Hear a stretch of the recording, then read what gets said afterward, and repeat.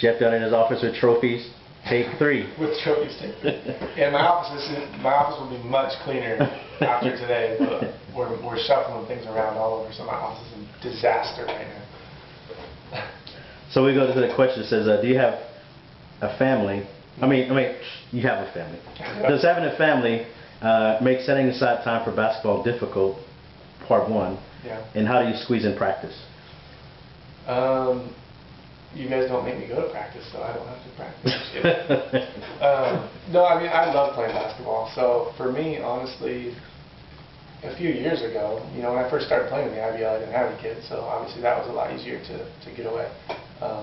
But as now my wife and I, over 10 years, have had 4 kiddos, and so to me, as they get older, I just involve them with it. They've come to practice a couple times, and when I go and play pickup games or whatever in the off season, I'll bring my 2 oldest kids with me because they're old enough that they can run around on the sideline without me having to watch them every second.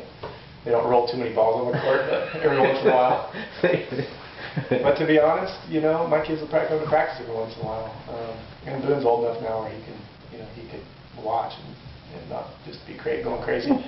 But so involving them is important in anything that I do, whether I'm going hunting or whatever, basketball. But and now, if I can, rather than leaving all 4 kids at home with Mindy, if I can take 1 or 2 of them with me, it relieves her and she can get some things done as well. So just keeping them involved, and not sacrificing my time with them or their activities for my basketball.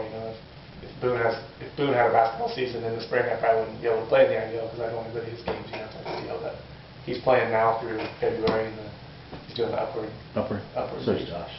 Yeah, so I'll be able to be involved in all their stuff as well and not conflict too much. So I'm pretty aware of all that.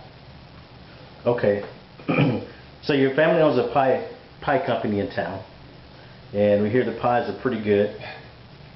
A lot of basketball players think so. Yeah, they are. Crack pies, we call them. Sterling's the one that steals all my pies when I bring them to practice.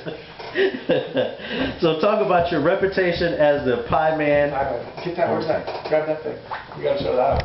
Oh, the pie man. It's funny that's my nickname because I don't show this off, but check that out. Mindy made this for me like a long time ago when I first started doing this. So I am officially the pie man. I have a sign that says it. But pie man. Pie man or the berry boy, whatever you want to call me. No, you know what? I didn't grow up dreaming of selling pies and fruit for a living, but my dad actually started this business back in 1999, and my dad was a partial owner when they started it, and he was the on-site manager. I mean, he ran the whole business. He set the company up. What I tell people is basically the farm that now owns all of our business, the farm that farms the ground around here. They do grass seed and all kinds of berries and stuff, hazelnuts, all kinds of things. But they basically had the land and the money. My dad had the brains. It's kind of what I tell people. He's been in the food industry forever here in the valley. And so they contacted him about starting a fruit processing plant. And he came in and they built it from the ground up. So putting all the machinery together, buying all the equipment, building the buildings, and just starting from scratch, really. Basically, in a nutshell, local farmers around here in the valley bring us their berries. We clean them and freeze them and then turn them into value-added products. So we make pies, cobbles, jams, jellies, syrups, fruit bars, just like fruit bars in the box. So really what I'm doing at an important level, without joking, is I'm supporting local agriculture, local farm families by selling their products. So what's the joking part? The joking part is that I'm just the pie guy.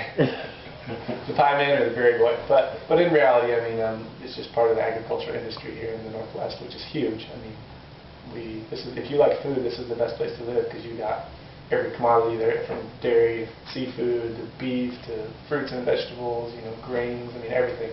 The farming up here is awesome. So it was a company my dad started and really made successful, and I've been doing it ever since. So you got our former head coach Willie Freeman hooked on pies. Yeah, Willie is hooked on pies. In fact, he was like our #1 customer for a long time. Yeah, he came after I brought some pies to practice. He came in every week after that for like 2 months. True story. I'm not joking either. I remember I called him at one time and I said, man, you like those pies? He's like, yeah, man, they're good. He said, put them in the oven 15 minutes, 350 degrees, and they're great. He had it memorized. I was like, wow. Yeah. No, I bring pies to practice every once in a while. I like to treat the guys to a little something, but Yeah, it's fun.